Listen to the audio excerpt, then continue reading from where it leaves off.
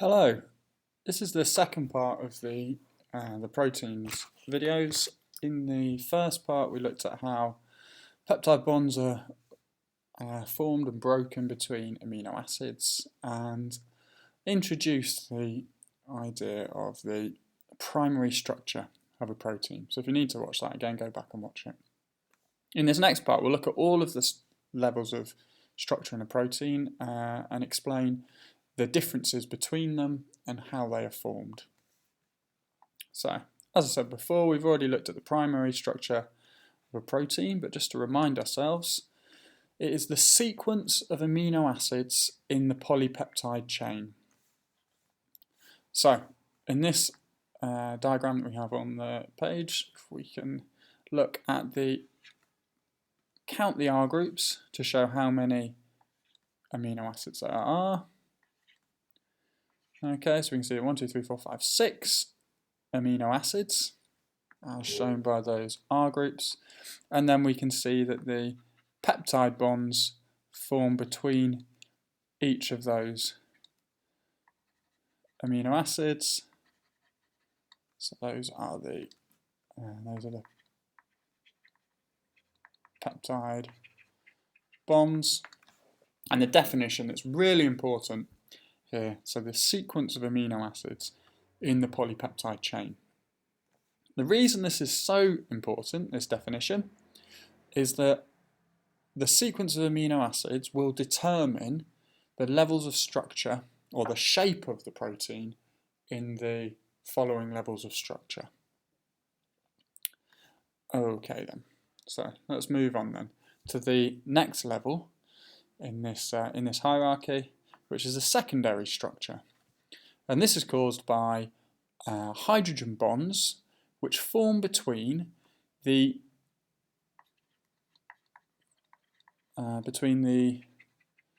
amine groups and carboxylic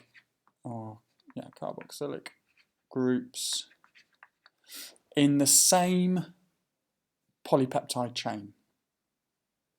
Okay, now we can see that in this diagram here. So we can see this is the C double bond O from the carboxyl group. Actually, I'm going to draw it on here. So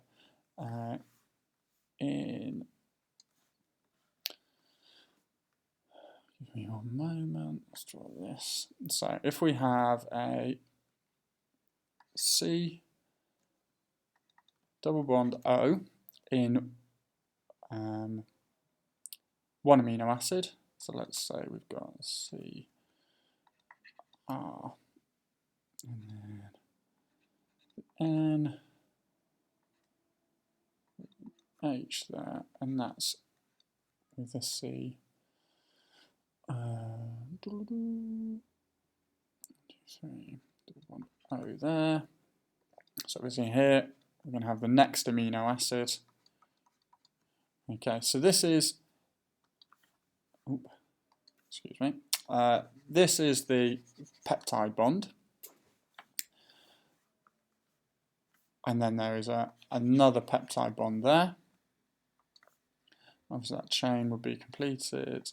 Here, there's another carbon there.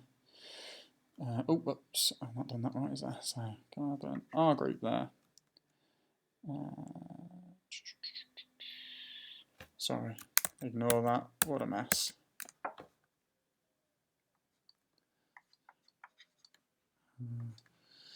C-O. Okay, so this is our polypeptide chain. Now, let's imagine that folds around like so until we get an amine group alongside a carboxylic acid group. N, C double bond O, and then a carboxylic acid group opposite this amine group here. So that should be an R, H, think on my feet a little bit here, and then CRH.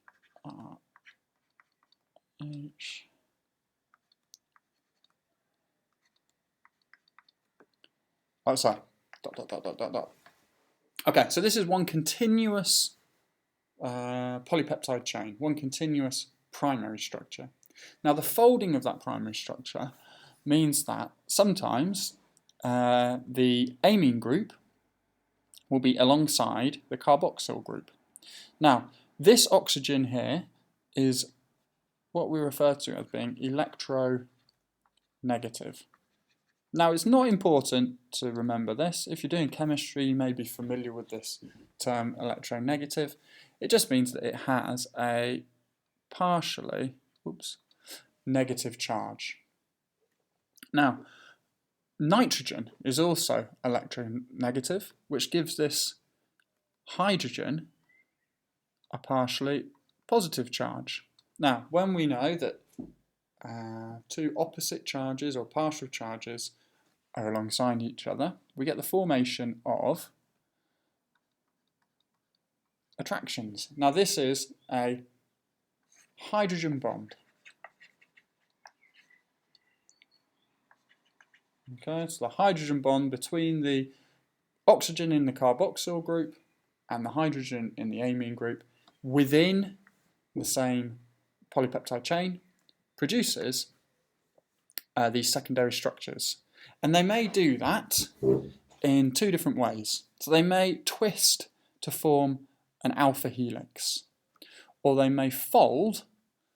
So if we imagine that that does that, and that does that, they may fold to form a beta pleated sheet. Okay, now perhaps everything that I've explained here is in more detail than is really necessary, but I know that some students like to understand that in a bit more detail. Okay, so the secondary structure caused by hydrogen bonds within, I suppose, the same polypeptide chain between those amine groups and the carboxyl groups.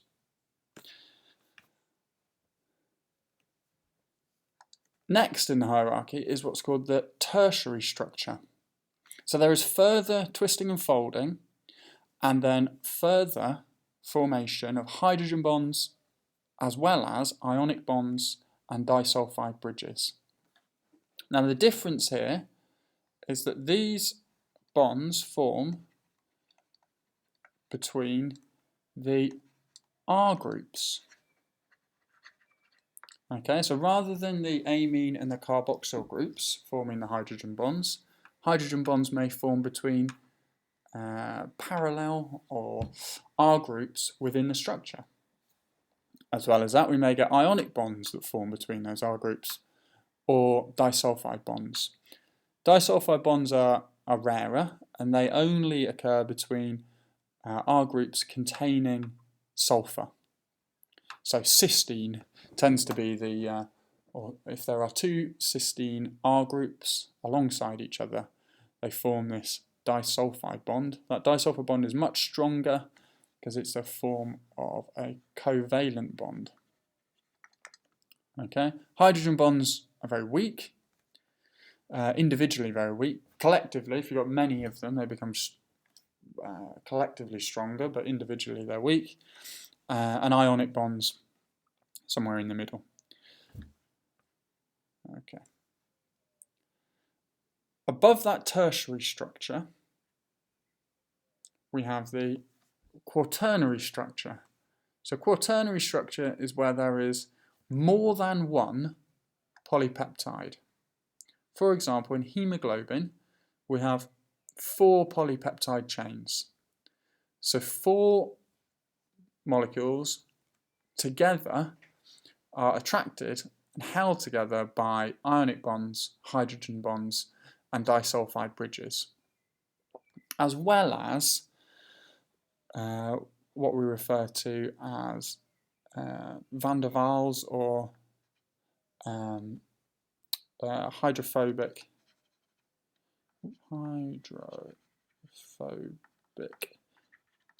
interactions.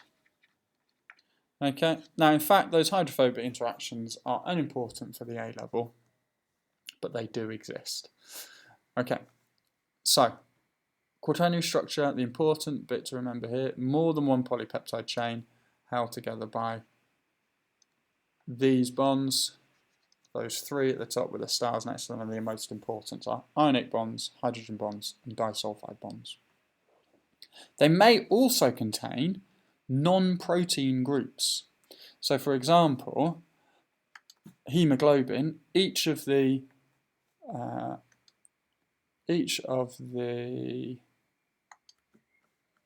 4 parts contain in here what's called the heme group. Okay, now that heme group in hemoglobin contains the ion Fe2+, and it's that Fe2+ that allows or causes the affinity between hemoglobin and oxygen. So it's for carrying the oxygen. As well as that heme group, there is the rest of the molecule is called the globulin. Okay, so around those heme groups, all 4 of these polypeptides contain heme group containing Fe2+, surrounded by globulin, and that is that sequence of amino acids. Okie doke. So, in summary, these are the most important bits to remember. The primary structure, so that is the amino acid sequence held together by peptide bonds. The secondary structure, so we get this folding into an alpha helix or a beta pleated sheet held together by hydrogen bonds. Tertiary structure is the further folding and then the holding together by hydrogen bonds, ionic bonds, and disulfide bonds. Okay, remember a little bit of detail here. That is between the R groups rather than like in the secondary structure between the carboxyl and amine groups. And then in the quaternary structure, is just defined as more than one polypeptide chain held together again by hydrogen, ionic, and disulfide bridges or disulfide bonds.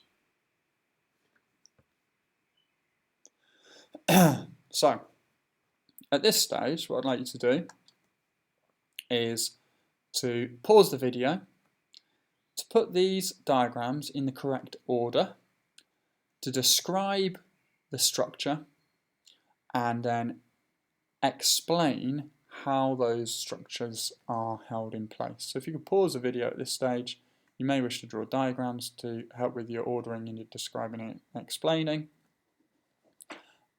for each of these levels of structure within a protein. So pause the video now. Okay, hopefully you've paused those. I'll go through the order then. So the first part was D. D showed the amino acid. Okay, so that amino acid, we've got a central carbon surrounded by a carboxyl group and an amine group, as well as the R group, and obviously there can be 20 different versions of that R group. So your description is the amino acid, it's a protein monomer. Explanation might be that the R groups vary, and there are 20 different naturally occurring R groups. Next is the primary structure of the protein. So amino acids in the correct sequence, or the sequence of amino acids held together by peptide bonds. And then B and E both show the secondary structure. So the secondary structure, we have those hydrogen bonds forming between the carboxyl groups and amine groups to form either an alpha helix or a beta pleated sheet. Okay, important to remember here, this is just a single polypeptide, as is in the alpha helix. So here we've got, this is the alpha helix and the beta pleated sheet. These are just one continuous chain of amino acids, one continuous polypeptide, and then the hydrogen bonds forming between them. Next is the tertiary structure. Now the tertiary structure involves that further folding into a three-dimensional shape. Hydrogen bonds, ionic bonds, and disulfide bridges, disulfide bonds. Either term there, disulfide bonds or disulfide bridges, is acceptable, and they form between the R groups. Okay. Forming that three-dimensional shape. Then finally, the quaternary structure, where there are more than one polypeptide chain, and then perhaps prosthetic groups as well. Now, not all quaternary proteins contain a prosthetic group, but hemoglobin, which is the one of the most common ones that we'll talk about on the A level, certainly does. Okay, so that will do for this video. In the next video, I'm going to go into a bit more detail about the different types of bonds in the secondary, tertiary, and quaternary structures. Thank you.